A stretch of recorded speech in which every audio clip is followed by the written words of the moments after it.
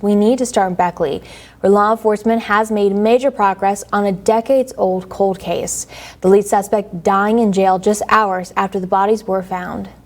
The remains of Susan Carter and her daughter, Natasha, or Alex as she was known, were found buried in the yard of the suspected killer, Larry Webb, yesterday.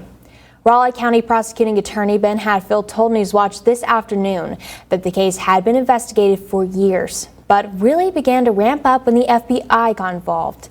Then in October of 2023, the investigation finally yielded meaningful results. They started investigating the case pretty heavily in 2021, which coincided with me taking office here. Once they had done significant investigative steps, they came to me and asked for consultation on some search warrants. We were able to get search warrants that resulted in Alex Carter's blood, her DNA being found inside the residence by way of blood. That discovery led to Webb's indictment for the killing of Natasha. She was 10 years old when she disappeared in the year 2000.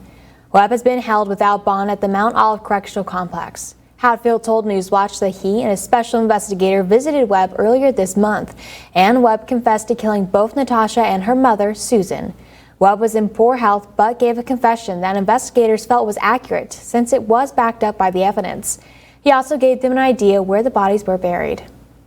Special investigator Jeff Shoemate with my office and I traveled to the nursing home where Larry Webb was, given his advanced age, declining health, and we had a conversation with him whereby over the course of about a 2-hour conversation, Mr. Webb confessed to both murders to Mr. Shoemate and indicated to investigator Shoemate that the bodies were buried behind his house on Kyle Wing in Beckley.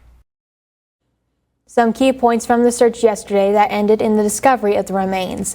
A local landscaping company helped by providing equipment and manpower, while 2 dogs helped law enforcement search the scene.